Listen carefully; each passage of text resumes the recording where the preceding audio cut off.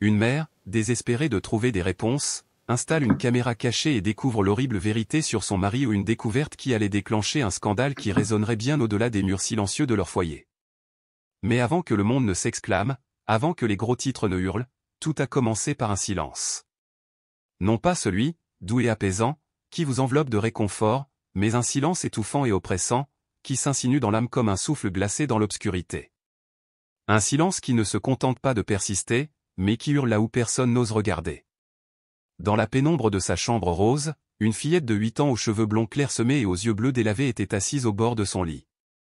Nuit après nuit, ses petits doigts agrippaient les douces couvertures comme pour la protéger d'une terreur invisible.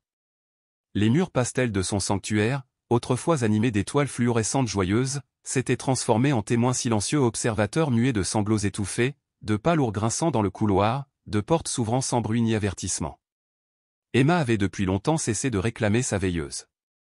Elle avait appris la vérité tacite, la lumière attirait l'attention, et l'attention pouvait être mortelle. Lorsqu'elle osait parler, lorsque sa voix parvenait à percer la forteresse de sa peur, son beau-père Jared la fixait d'un regard qui durait un instant de trop, un regard qui glaçait ses os et réduisait son souffle au silence. Elle s'arrêta de parler. Elle retenait son souffle comme si le moindre bruit pouvait briser quelque chose de fragile et d'irréparable. Sa mère, Claire, une femme de 34 ans au regard doux et au sourire chargé d'épuisement, en remarqua la différence. Au début, Claire se disait que c'était le bouleversement de la transition. Le déménagement dans une nouvelle ville, la solitude d'une nouvelle école où Emma peinait à s'intégrer, et le récent mariage avec Jared, un homme qui lui avait semblé une bénédiction après des années d'incertitude. Claire avait tissé ses explications comme un bouclier protecteur, se persuadant qu'il s'agissait des difficultés inhérentes à un nouveau départ.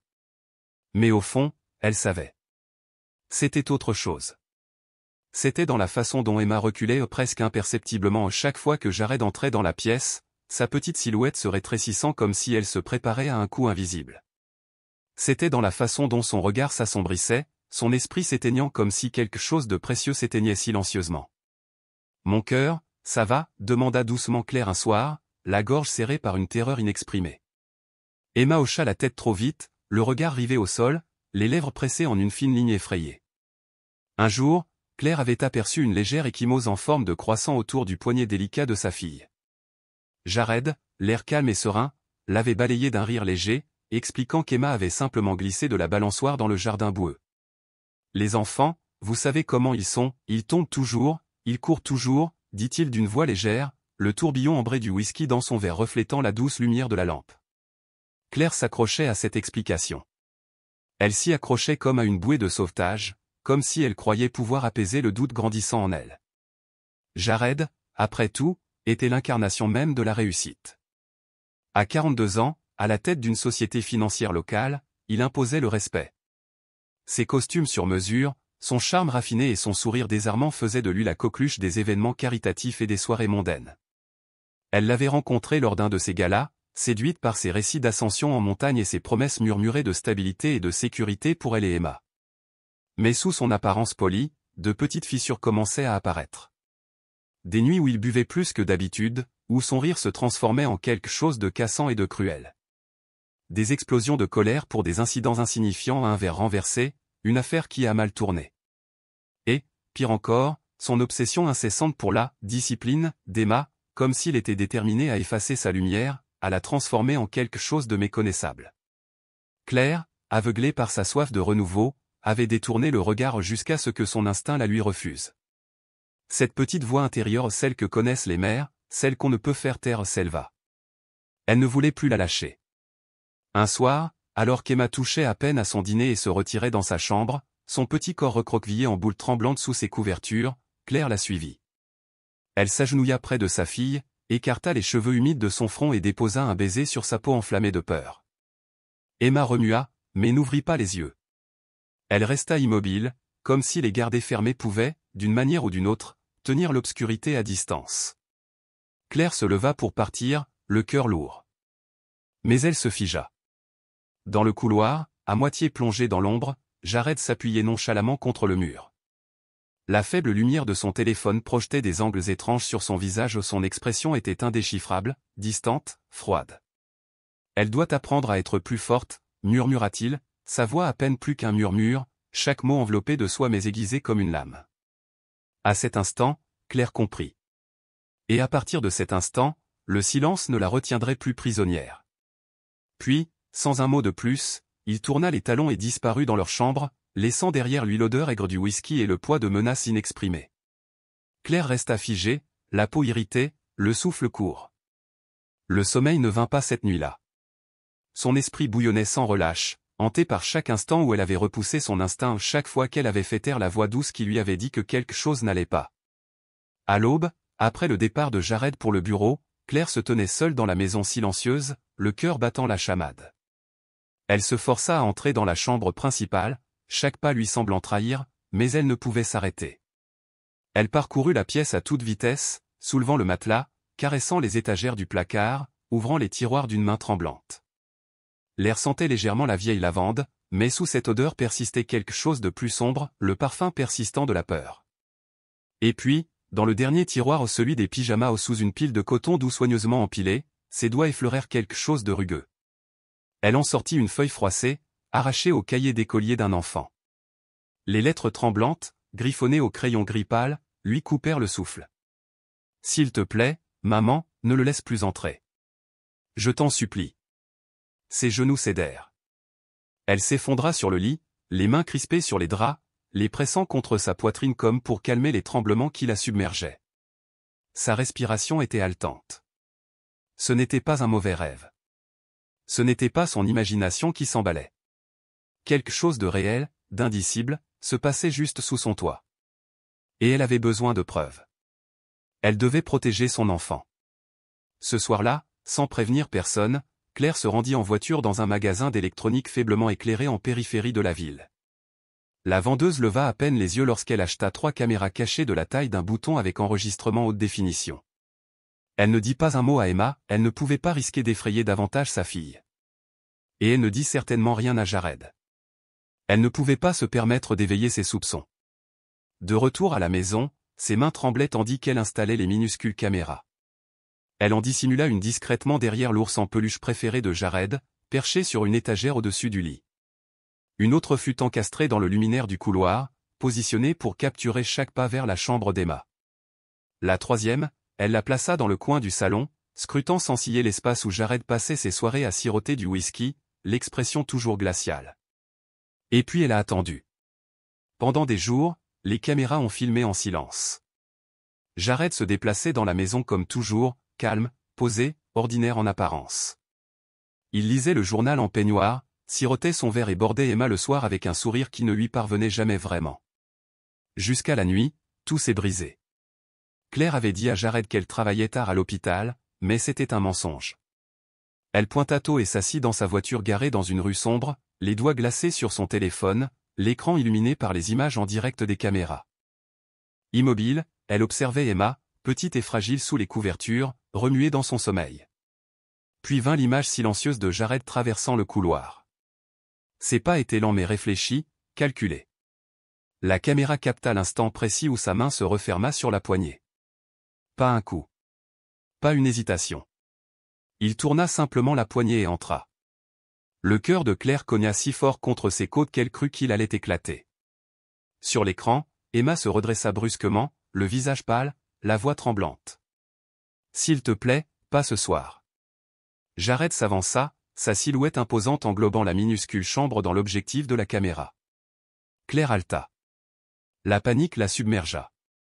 Les doigts tremblants, elle composa le 911, d'une voix à peine plus forte qu'un murmure, serrant son téléphone avec ses jointures blanches. « S'il vous plaît, venez vite.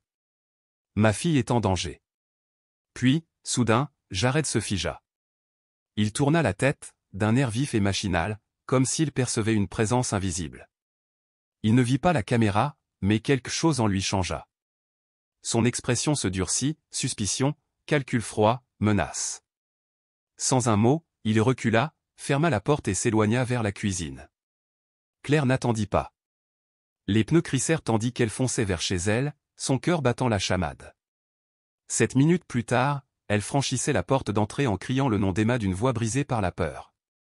La police arriva quelques instants plus tard, ses sirènes déferlant dans la rue silencieuse, les lumières rouges et bleues vacillant aux fenêtres endormies du quartier. Le chaos régnait. À l'intérieur, Claire montra les images aux policiers, chaque image, chaque seconde glaçante de Jared se glissant silencieusement dans la chambre d'Emma. Sa présence prédatrice. Les menaces voilées dissimulées sous un calme glacial. Le contrôle oppressif qu'il exerçait dans l'ombre. Et enfin, la vérité n'était plus quelque chose qu'elle devait se convaincre de croire. Elle était là, gravée en pixels, indéniable. Le vacarme attira l'attention des voisins qui, alarmés par le bruit, jetèrent un coup d'œil inquiet derrière les rideaux de dentelle et les stores mi-clos. Incrédules, ils observèrent la scène se dérouler, les yeux rivés sur la petite fille emmitouflée dans sa couverture rose. Emma s'accrochait à sa mère avec un désespoir silencieux, ses petites mains serrant le tissu comme si sa vie en dépendait. Elle ne dit rien, la peur étouffée dans sa voix, mais ses grands yeux remplis de larmes en disaient long aux des yeux qui brillaient sous le poids des larmes retenues, fragiles mais intactes. Quelques instants plus tard, dans la chaleur stérile d'une salle d'interrogatoire de la police, Emma trouva enfin la force de parler. Sa voix n'était guère plus qu'un murmure, mais ses mots avaient la force d'un océan se brisant sur le rivage. « Merci, maman. Je savais que tu me croirais. » Claire, le cœur brisé et guéri à la fois, serra sa fille dans ses bras, la serrant contre elle tandis que des supplications silencieuses envahissaient son esprit, des supplications pour la guérison, pour la justice, pour le courage dont elle savait qu'elles auraient toutes deux besoin. De l'autre côté de la pièce, Jared était assis, affalé, le regard fixé au sol. Le masque soigneusement construit qu'il avait porté si longtemps, un masque de charme, de contrôle et de fausse respectabilité, s'était finalement effondré. Mais ce qui se déroula dans les jours qui suivirent allait retentir bien au-delà des limites de ce quartier tranquille. L'histoire, loin d'être terminée, ne faisait que commencer. Quelques heures seulement après l'arrestation de Jared, l'affaire a fait la une des journaux locaux, déclenchant une vague d'indignation publique. Dès le lendemain, les chaînes nationales s'étaient emparées de l'affaire et, très vite, les gros titres internationaux se sont emparés de ces révélations choquantes. Ce n'est pas seulement l'horreur du crime qui a captivé le monde, c'est le courage extraordinaire d'une femme, une mère célibataire sans pouvoir, sans influence et avec peu de ressources, qui a réussi à démasquer un prédateur caché au grand jour. Les vidéos que Claire avait rassemblées dressaient un portrait glaçant, visite nocturne répétée dans la chambre d'Emma, regard fixe qui s'attardait bien trop longtemps, gestes troublants chacun délibéré, trop lent, trop proche. Il ne s'agissait pas d'un acte isolé de violation, mais d'un schéma inquiétant, méticuleusement documenté, d'une horreur indéniable. À mesure que les enquêteurs creusaient, la façade policée de Jared se défaisait. Sous ses costumes sur mesure et ses sourires forcés se cachait un passé soigneusement dissimulé, une vieille plainte pour comportement inapproprié dans une ancienne entreprise, discrètement rejetée sans conséquence. D'anciens collègues se manifestèrent, certains avouant avoir entendu des blagues dérangeantes qu'ils avaient choisi d'ignorer. Une femme qui s'était autrefois présentée comme son amie raconta son obsession déconcertante pour le contrôle avant de rompre tout lien avec lui. Claire, hantée par le recul, ne put s'empêcher de se reprocher de ne pas avoir regardé de plus près, de ne pas avoir perçu plus tôt ce qui lui semblait désormais si douloureusement clair. Elle ne connaissait que la version de Jared qu'il avait choisi de montrer au monde, un homme dont on apprenait maintenant qu'il avait été inculpé, dans une autre affaire, de mise en danger d'enfants et de violence psychologique. Bien que les preuves tangibles de préjudice physique demeuraient insaisissables, les séquelles psychologiques étaient indéniables. Claire a témoigné, les mains tremblantes, mais la voix suffisamment ferme pour porter le poids de la vérité. Elle a parlé de nuit blanche, de son réveil à la vue de Jared immobile au pied du lit de sa fille, observant dans un silence troublant. Lorsque son avocat a lu à haute voix le mot désespéré écrit par Emma au démo gravé d'une écriture enfantine et tremblante de peur, plusieurs jurés ont été émus aux larmes. L'équipe de défense de Jared, cherchant désespérément des excuses, tenta de discréditer les images de surveillance, suggérant qu'elles avaient été manipulées. Mais les images se passaient de commentaires. Elles racontaient une histoire plus sombre que n'importe quel mot ne pouvait le dire. Le juge-président, un homme sombre à la voix grave et aux lunettes épaisses posées bas sur le nez, fixa Jared du regard. « Vous avez trahi la confiance sacrée d'une famille », a déclaré le juge, sa voix résonnant dans le silence de la salle d'audience. « Vous avez brisé l'innocence d'un enfant. » Ce tribunal n'accorde aucune pitié au loup déguisé en agneau. Le verdict fut rapide. Jared fut condamné à 5 ans de prison, assorti d'une évaluation psychologique obligatoire. Sa disgrâce fut immédiate et totale. La société financière qu'il dirigeait, déjà en proie à des rumeurs d'irrégularité, s'effondra à la suite du scandale. Des clients disparurent du jour au lendemain. Des investisseurs se retirèrent. Son nom, autrefois associé au professionnalisme et au raffinement, devint synonyme de disgrâce. Les médias ont placardé son visage au non plus encadré par des costumes de créateurs, mais par le métal froid des menottes à la une des journaux et sur les écrans de télévision. L'image de Jared, le regard creux et abattu, vêtu d'un uniforme de prisonnier orange, est restée gravée dans la mémoire collective. D'anciens collègues se sont empressés de faire des déclarations publiques, prenant leur distance avec l'homme qu'ils avaient autrefois admiré. Certains ont reconnu, du bout des lèvres, avoir ignoré des signes inquiétants, refusant ou peut-être incapables d'affronter la vérité plus tôt. Sa vie sociale s'est désintégrée. L'homme qui avait autrefois corrigé la posture d'Emma avec une précision militaire, qui sirotait du whisky dans un fauteuil de velours comme un gentilhomme campagnard, passait désormais ses journées à contempler la peinture écaillée d'un mur de cellules de prison. Son empire, son image, sa vie tout était réduit en poussière. Et malgré tout cela, une vérité est restée inébranlable, le courage discret d'Emma et l'amour féroce de Claire n'avaient pas seulement révélé un monstre, ils avaient inspiré une prise de conscience mondiale. La guérison n'a pas été un chemin rectiligne, c'était une route rocailleuse et inégale, marquée par des revers et de petites victoires. Les premières semaines, Emma se réveillait en hurlant, son petit corps tremblant, persuadée que Jared était toujours là, tapi dans l'ombre, prêt à la blesser à nouveau. La terreur l'enveloppait comme une seconde peau, une peau dont elle ne pouvait se défaire, même en fermant les yeux. Au début, ses séances de thérapie étaient emplies de silence.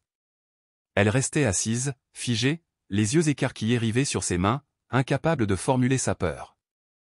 Les souvenirs étaient trop vifs, trop rauques.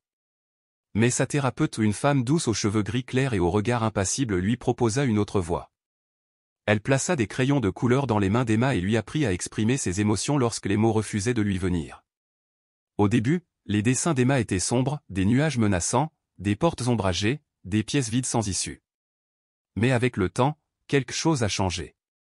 Le noir et le gris ont laissé place à des soleils jaunes vifs, des champs de fleurs et de simples portraits d'elle et de Claire, main dans la main, souriantes. Chaque ligne sur le papier rassemblait les morceaux de son cœur brisé. Et malgré tout cela, Claire ne l'a jamais quitté. Déterminés à laisser le passé derrière eux, ils abandonnèrent la maison où leur cauchemar avait pris racine. Ils brûlèrent le vieux matelas de leurs propres mains, vendirent chaque meuble souillé par le souvenir et emménagèrent dans une petite maison modeste à la périphérie d'une ville tranquille, là où l'horizon s'étendait sur des champs de tournesol dorés. Chaque soir, sans faute, Claire vérifiait chaque serrure, allumait la douce lumière d'une lampe de chevet et lisait une histoire à Emma jusqu'à ce que sa respiration se calme et que ses peurs s'apaisent.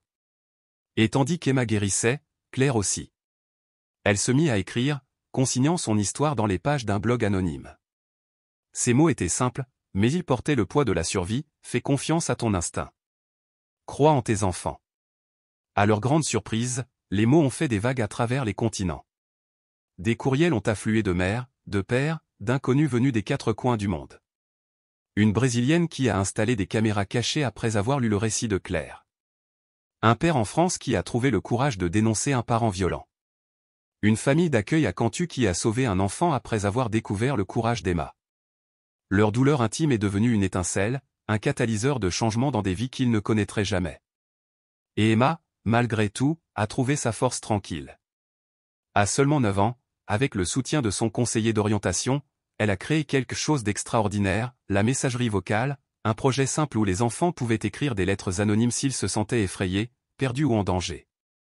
La première boîte en bois, peinte d'un bleu vif et plein d'espoir par Emma elle-même, fut placée dans le couloir de son école. Puis vint une deuxième. Une troisième. En quelques mois, il y en eut 10. À la fin de l'année, des dizaines d'écoles à travers le pays avaient adopté son idée. Et un miracle se produisit, les enfants commencèrent à parler. Des secrets autrefois enfouis dans le silence retrouvèrent une voix. Le courage d'une petite fille avait ouvert la voie à bien d'autres. Un soir tranquille, presque un an après la condamnation de Jared, Claire trouva Emma assise seule sur le porche de leur nouvelle maison. Les genoux de l'enfant étaient serrés contre sa poitrine, son visage baigné dans la douce lumière dorée du soleil couchant. L'air sentait l'herbe coupée et les fleurs au loin. Claire s'assit à côté d'elle et passa une main douce dans les cheveux de sa fille. « À quoi penses-tu, chérie » demanda-t-elle doucement. Emma hésita, ses petits doigts tordant une mèche de cheveux, puis murmura « Tu penses qu'il est désolé ?» Le cœur de Claire se serra. Elle prit son temps, pesant chaque mot avec soin. « Je ne sais pas, chérie, dit-elle doucement. Mais ce que je sais, c'est que nous sommes en sécurité maintenant. Et personne ne nous l'enlèvera plus jamais. Les lèvres d'Emma se pincèrent en une fine ligne. Puis elle murmura, presque pour elle-même, « Puis-je lui pardonner mais, ne plus jamais le revoir ?» Les larmes emplirent les yeux de Claire. Elle prit la joue de sa fille entre ses doigts tremblants. Oui, mon amour. Le pardon est pour toi, pas pour lui. Il te libère. Un léger sourire éclaira le visage d'Emma, fragile mais sincère, comme la première étoile perçant les vestiges d'un ciel orageux. Le monde n'avait pas seulement été témoin de leurs souffrances, il les avait entendues. Il avait écouté. Il avait changé. Et quelque part au plus profond de ce changement, Emma, armée de sa boîte bleue et de sa bravoure inexprimée, avait allumé une lumière qu'aucune obscurité ne pourrait jamais éteindre. Si cette histoire vous a touché, n'oubliez pas d'aimer et de vous abonner pour découvrir d'autres histoires fortes, émouvantes et bouleversantes. Et dites-nous dans les commentaires, d'où regardez-vous la vidéo? Nous avons hâte de connaître votre histoire aussi.